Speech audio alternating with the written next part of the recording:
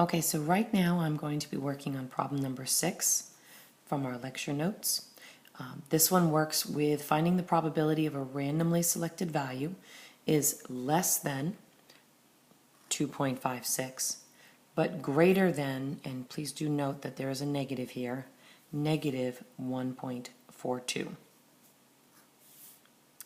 So this has both an upper and lower boundary. So let's start with the easy part, which is our less than. That's how our table is set up. So we want to find the value that is the probability when it's less than 2.56. That would mean my z-score that I'm going to be focusing on is 2.56.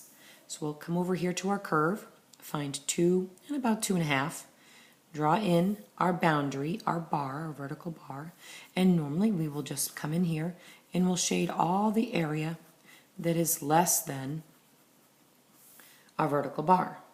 Now when we go to our table, we're going to be able to find our probability, and that probability should be found as 0.9948 just by using table A2 in the back of your book or in the pull-out section.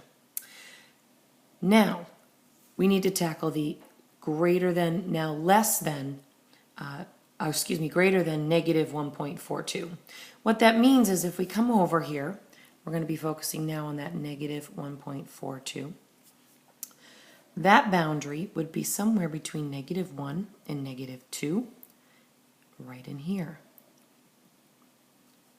Well, that's the portion we don't want. We want to have the area or the probability that are between our two boundaries. And so what we want to do is remove this section. In order to remove it, we need to subtract it.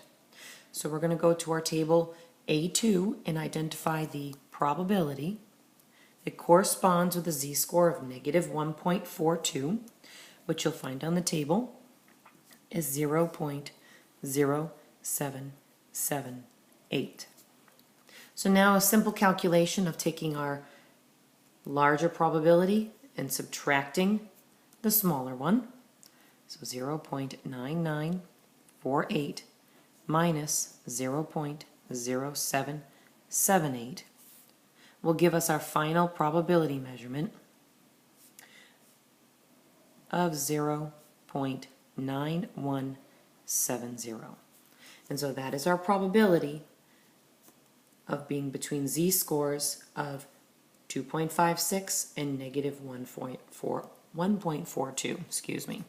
So now I'm going to just shade that region darker than what I've already done so that you can truly see the area under the curve that we have just calculated.